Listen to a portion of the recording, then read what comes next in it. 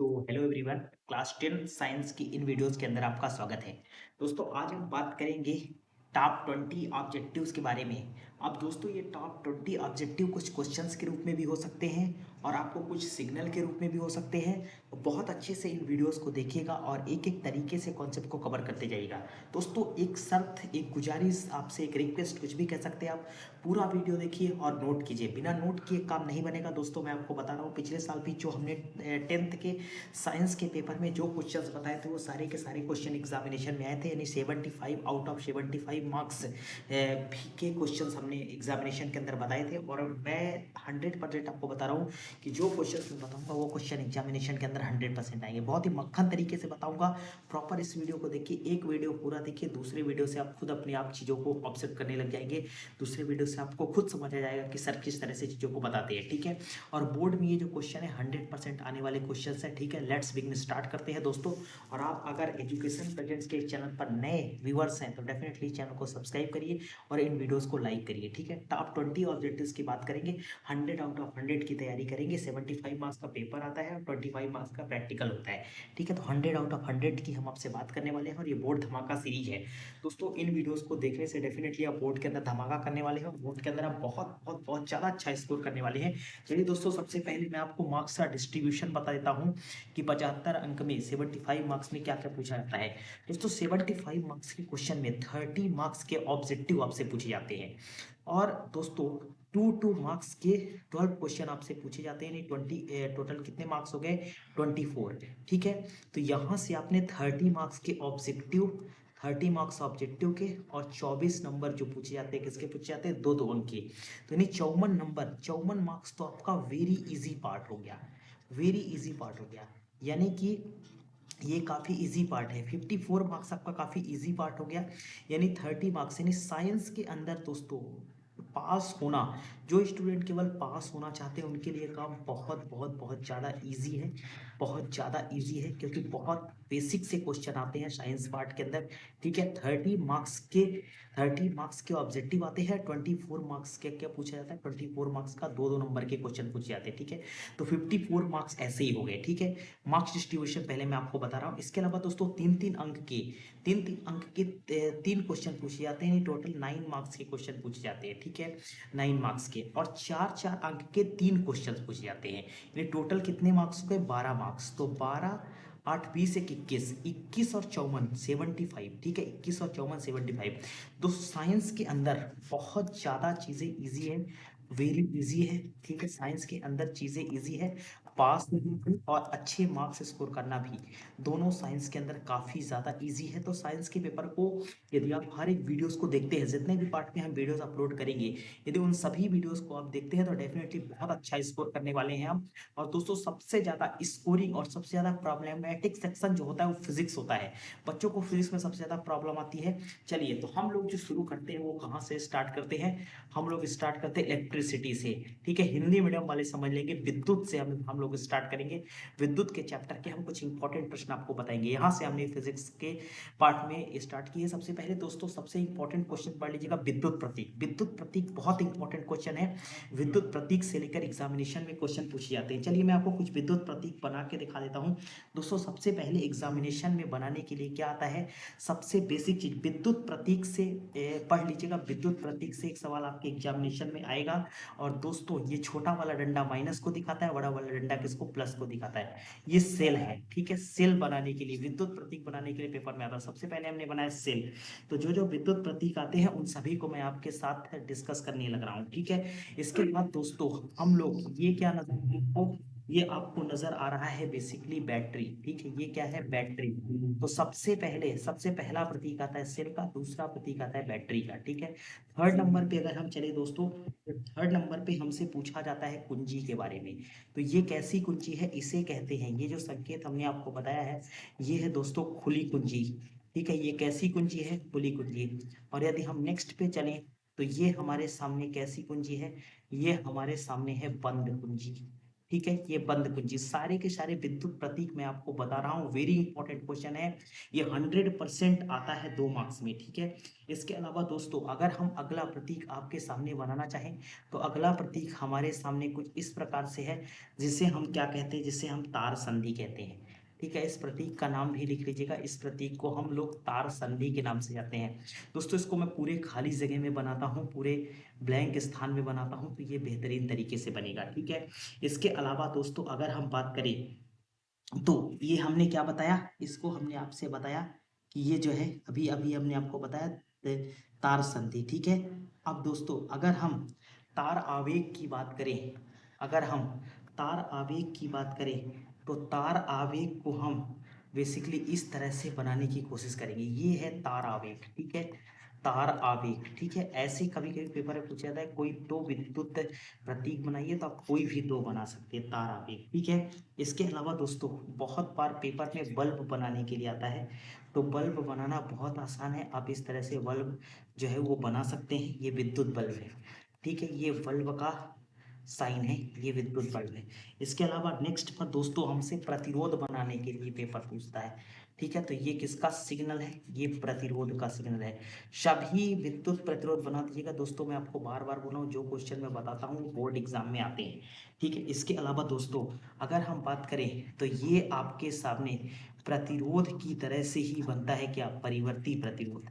ठीक है, इसको नोट करिएगा, ये क्या है, परिवर्ती प्रतिरोध। ठीक है, ये परिवर्ती प्रतिरोध है। ठीक है, इसके अलावा अगर हम थोड़ी सी और आगे चले, 4 सिग्नल हमने बना दिए हैं, 5वां सिग्नल हम बनाना चाहेंगे। दोस्तों फिफ्थ इंपॉर्टेंट सिग्नल आता है एग्जामिनेशन में बनाने के लिए, किसका, फिफ्थ इंपॉर्टेंट सिग्नल एग्जामिनेशन में बनाने के लिए आता है अमीटर का। ठीक है, ये किसका सिग्नल है, ये अमीटर का सिग्नल है। अमीटर भी कभी कभी पेपर में ऐसे आता है, कोई दो विद्युत संकेत बनाइए, तो आप अमीटर बना सकते हैं और आप दोस्तों वोल्ट मीटर बना सकते हैं। ये किसका सिंबल है, ये वोल्ट मीटर का सिंबल है। ठीक है, आप अमीटर बना सकते हैं, आप वोल्ट मीटर बना सकते हैं, तो ये जो है वो किसका सिंबल है, ये वोल्ट मीटर का सिंबल है। चलिए, तो ये मैंने आपको कुछ विद्युत प्रतीक बताए हैं, हर एक विद्युत प्रतीक को आप नोट कर सकते हैं। ठीक है, मार्क्स डिस्ट्रीब्यूशन बता दिया, विद्युत प्रतीक बता दिया, इस पार्ट से जितने भी इंपॉर्टेंट क्वेश्चन सब आपको बता देता हूँ। दोस्तों पेपर के अंदर आवेश का मात्रक पूछा जाता है, तो आवेश का मात्रक यहीं पर आप नोट कीजिएगा, आवेश का मात्रक होता है कूलाम। एक बार के लिए मैं पेन का कलर चेंज करता हूं तो चीजें और बेहतरीन आपको नजर आएगी। ठीक है, आवेश का मात्रक क्या होगा, कूलाम। ठीक है, आवेश का मात्रक हमने लिख दिया क्या, कूलाम। जब भी हम धारा की बात करते हैं, धारा का मात्रक क्या होता है, धारा का मात्रक भी एग्जामिनेशन में आता है, नोट कर लीजिएगा, धारा का मात्रक होता है एम्पियर। ठीक है, जब भी हम विभव या विभवांतर की बात करते हैं तो विभव या विभवांतर का मात्रक होता है वोल्ट, इसको भी नोट कर लीजिएगा। जब भी हम दोस्तों प्रतिरोध की बात करते हैं तो प्रतिरोध का मात्रक एग्जामिनेशन में कई बार पूछा जाता है, प्रतिरोध का मात्रक ओम होता है। ठीक है, अब दोस्तों हम आगे चलते हैं, विशिष्ट प्रतिरोध या प्रतिरोधकता की बात करते हैं। तो जब हम विशिष्ट प्रतिरोध या प्रतिरोधकता की बात करते हैं तो इसका मात्रक हमें देखने को मिलता है, इसका मात्रक हमें देखने को मिलता है ओम मीटर। ओम मीटर ये विशिष्ट प्रतिरोध या प्रतिरोधकता का मात्रक है। जब भी हम इस विद्युत शक्ति की बात करते हैं तो विद्युत शक्ति भी एक इंपॉर्टेंट क्वेश्चन है, आपके एग्जामिनेशन में विद्युत शक्ति या शक्ति के नाम से आ सकता है, तो इसका मात्रक होता है क्या, वाट। कई बार एग्जामिनेशन में आता है एक अश्व शक्ति, कई बार एग्जामिनेशन में आता है एक अश्व शक्ति, एक अश्व शक्ति बराबर होता है 746 वाट। ठीक है, ऑन 1 HP, कभी कभी ऐसा आ जाता है 1 HP, 1 horsepower equal to 746 watt के बराबर। नेक्स्ट आता है 1 किलोवाट आवर, 1 किलोवाट घंटा, तो ये होता है 3.6 इंटू 10⁻⁶ जूल। ये कभी कभी एक वाक्य में, कभी कभी ऑब्जेक्टिव फील्ड ऑफ ब्लैंक्स यानी रिक्त स्थान में पूछा जाता है। ठीक है, अब दोस्तों अगला इंपॉर्टेंट क्वेश्चन पेपर के पॉइंट ऑफ व्यू से बहुत ज्यादा इंपॉर्टेंट है, जो कि क्या है, ओम का नियम। ठीक है, कभी कभी लिखने के लिए आता है ओम का नियम लिखिए और इसमें ग्राफ बनाइए, तो पहले मैं आपको ग्राफ बताता हूँ, सीधा सा इसका ग्राफ है और इस क्वेश्चन का सीधा सा ग्राफ है। ये क्वेश्चन पेपर में पूछा जाता है ओम का नियम, ये वेरी इंपॉर्टेंट क्वेश्चन है, तो इसका ग्राफ ये रहा। ठीक है, सिंपल सा ग्राफ है, वी और आई के बीच में आपको ग्राफ बनाना है। ठीक है, तो ये हमने ग्राफ बना दिया। दोस्तों ओम का नियम बहुत आसान है, V प्रोपोर्शनल I, ठीक है। यदि चालक के सिरों के बीच उत्पन्न विभवांतर, चालक के सिरों के बीच उत्पन्न विभवांतर उसमें प्रवाहित धारा के अनुक्रमानुपाती होता है, यानी कि V प्रोपोर्शनल I, ठीक है, V प्रोपोर्शनल I। तो V इक्वल टू, जब देखिए दोस्तों प्रोपोर्शनल का चिन्ह हटता है, प्रोपोर्शनल का चिन्ह हटता है तो एक नियतांक आता है, और नियतांक के रूप में यहाँ आया है R। आर को हम कहते हैं क्या, आर को हम कहते हैं प्रतिरोध, ठीक है, आर को हम कहते हैं प्रतिरोध। और आर बराबर होता है V equal to I, R बराबर क्या होता है, V equal to, sorry, R बराबर होता है V अपॉन आई, ठीक है। अब देखिए दोस्तों एक क्वेश्चन और एग्जामिनेशन में पूछा जाता है, ये भी इंपॉर्टेंट क्वेश्चन है 10th के साइंस के पॉइंट ऑफ व्यू से, प्रतिरोध किसे कहते हैं। तो प्रतिरोध क्या है, प्रतिरोध वह बाह्य कारक है जो विद्युत धारा के मार्ग में क्या उत्पन्न करता है, रुकावट पैदा करता है, ठीक है। ये विद्युत धारा के मार्ग में क्या उत्पन्न करता है, रुकावट पैदा करता है। तो इसे भी लिख लीजिएगा, प्रतिरोध वह बाह्य कारक है जो विद्युत धारा के मार्ग में क्या उत्पन्न करता है, रुकावट पैदा करता है। कभी कभी दोस्तों प्रश्न आ जाता है, एक और इंपॉर्टेंट क्वेश्चन विद्युत के चैप्टर से लेकर है कि प्रतिरोध की निर्भरता। दोस्तों प्रतिरोध की निर्भरता सबसे पहले तो लंबाई पर डिपेंड करती है, प्रतिरोध की निर्भरता मोटाई पर भी डिपेंड करती है, प्रतिरोध की निर्भरता ताप पर भी डिपेंड करती है, और प्रतिरोध की निर्भरता पदार्थ की प्रकृति पर भी निर्भर करती है। दोस्तों अगर हम पदार्थ की प्रकृति की बात करें तो पदार्थ की प्रकृति में सर्वोत्तम ऊष्मा की सर्वोत्तम चालक और विद्युत की सर्वोच्चम चालक दोनों ही क्या होती है, चांदी, एजी, ठीक है, सिल्वर, दोनों ही क्या होते हैं, चांदी। ये बहुत इंपॉर्टेंट प्रश्न है कि धातु, बहुत इंपॉर्टेंट प्रश्न है, विद्युत या ऊष्मा की सबसे अच्छी चालक यानी सर्वोत्तम चालक कौन है, चांदी, एजी, ठीक है। इसके अलावा दोस्तों अगर हम बात करें प्रतिरोध, प्रतिरोध के अंदर अगर हम लंबाई बढ़ा दें तो डेफिनेटली प्रतिरोध का मान भी क्या हो जाता है, बढ़ जाता है। लंबाई बढ़ाने पर प्रतिरोध का मान भी क्या हो जाता है, बढ़ जाता है, यानी हम लिख सकते हैं आर प्रोपोर्शनल एल, लंबाई बढ़ाने पर प्रतिरोध का मान बढ़ जाता है, आर प्रोपोर्शनल एल। जब भी हम दोस्तों मोटाई की बात करते हैं तो मोटाई का मतलब हुआ क्षेत्रफल, यानी लंबाई प्रतिरोध को बढ़ा देने पर मोटाई क्या हो जाती, कम हो जाती, आर प्रोपोर्शनल 1/A। दोस्तों व्युत्क्रमानुपाती का ग्राफ जो है कम को बताता है, और अनुक्रमानुपाती का ग्राफ, समानुपाती का ग्राफ हमेशा एक वैल्यू बढ़ने पर दूसरी वैल्यू को बढ़ने के बारे में बताता है। जब भी हम ताप की बात करते हैं, टेम्परेचर की बात करते हैं, तो हमेशा हमेशा प्रतिरोध बढ़ाने पर ताप क्या हो जाता है, बढ़ जाता है, प्रतिरोध बढ़ाने पर ताप बढ़ जाता है, आर प्रोपोर्शनल ताप, ठीक है, प्रतिरोध बढ़ाने पर ताप क्या होता है, बढ़ जाता है, ठीक है। ये चीज नोट कीजिएगा, प्रतिरोध बढ़ाने पर ताप बढ़ जाता है। दोस्तों पदार्थ की प्रकृति हमने आपको बताई दिया है। एक और यहाँ पर मैं आपको बात बताना चाहता हूँ कि ओम का नियम, एक पॉइंट लिख लीजिएगा कि ओम का नियम जो है ना, ओम्स लॉ जो है ना, ओम्स लॉ यानी कि ओम का नियम केवल धातु चालकों के लिए ही सत्य है। ओम के नियम की सीमाओं में आता है, ये धातु चालकों के लिए बस है। ओम का नियम धातु चालकों के लिए ही सत्य है, ठीक है।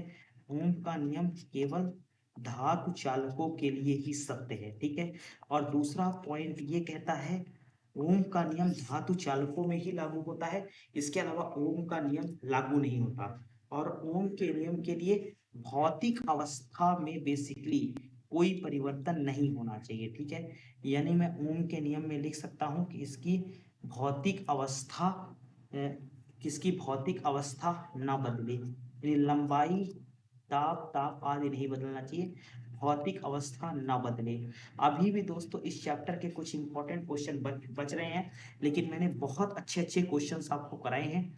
इन हर एक क्वेश्चंस को नोट कीजिएगा और कमेंट बॉक्स में कमेंट कीजिएगा कि क्या आपको और भी इन्हीं तरह की वीडियोस की आवश्यकता है। अगर आप डिमांड करेंगे तो फिर हम अब लगातार आपको वीडियोस देंगे। और दोस्तों जो क्वेश्चन हम बताएंगे वो क्वेश्चन एग्जामिनेशन में 100% आएंगे।